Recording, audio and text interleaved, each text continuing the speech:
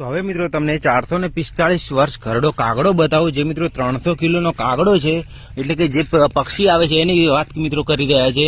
જે કાગડો મિત્રો બોલતો હોય છે અને તે અહીંયા જંગલની અંદર જ રહે છે. તે મિત્રો એટલો ઘરડો છે કે તેના વર્ષ જ ખાલી મિત્રો 345 વર્ષ થઈ ગયા છે અને તેનો વજન પણ મિત્રો ઘણો બધો છે. એટલે તમને પણ એકવાર બતાવી દઉં કે કાગડો આ જંગલની અંદર આવેલો છે ને ગમે ત્યારે બોલતો જ હોય છે, કારણ કે ઘણો બધો ઘરડો છે. એટલે આપણે પણ તમને બતાવી દઈએ. અને એ જંગલી કાગડો છે મિત્રો, અને સામાન્ય કાગડાની આપણે વાત નથી કરી રહ્યા, જે જંગલમાં આવે છે એની વાત કરી રહ્યા છે. તો જંગલની અંદર તો આપણે આવી ગયા છે, તમે જોઈ શકો છો કે કેટલું બધું ભયાનક જંગલ છે. તો એક આ રસ્તો છે મિત્રો, અને આપણે આ રસ્તેથી આવ્યા છીએ ને આ રસ્તે જવાનું છે. સામે ગાય પણ ઊભી છે, તો આપણે ગાયને હેરાન કર્યા વગર અહીંયાથી જઈશું. ને જંગલને પણ તમને એકવાર બતાવી દઉં કે જંગલની અંદર મિત્રો એટલા બધા વૃક્ષો છે કે ક્યાંય તડકો નથી પડતો, માત્ર ને માત્ર છાંયડો છે ગમે ત્યાં જોવો તો તમે જોઈ શકો છો જંગલ, ખાલી જોઈ લો જંગલ. અને જે આપણે કાગડાની વાત કરી રહ્યા છીએ, કાગડો જે અહીંયા રસ્તો છે ત્યાંથી આગળ પણ એક રસ્તો આવે છે ને ત્યાં મિત્રો ત્યાંનું લોકેશન છે, આપણે તે તમને બતાવી દઈશું.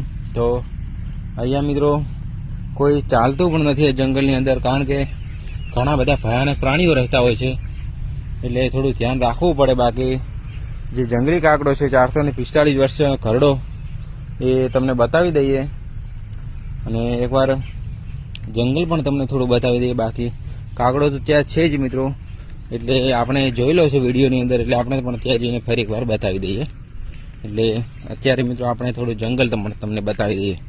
અને મિત્રો જંગલમાં ફરવાવાળા માટે ખાસ એક મિત્રો સૂચના કે જંગલમાં ફરવા જાઓ તેનો કોઈ પ્રોબ્લેમ નથી, પરંતુ પગમાં તમારે ચંપલ ન કે પછી બૂટ તો ફરજિયાત પહેરવા, કારણ કે જંગલમાં નવા સાપ પણ રહેતા હોય છે અને જીવજંતુ ઝેરી હોય છે.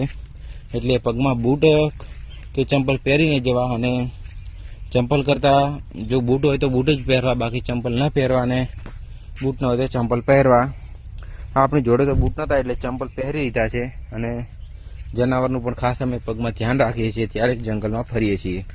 અને જંગલની મિત્રો વાત કરીએ તો આ ઘણું બધું જૂનું જંગલ છે, અને ઓલા પ્રાણીઓ આવેલા છે ને તમે સામે જોઈ શકો છો ગાય ઊભી છે. એટલે આપણે તેને હેરાન કર્યા વગર આ રસ્તે થઈને જઈશું, કાંટા ફાડીને પણ, કારણ કે આપણે પ્રાણીને તો હેરાન કરતા નથી ક્યારેય. એટલે અહીંયાથી ચાલીશું.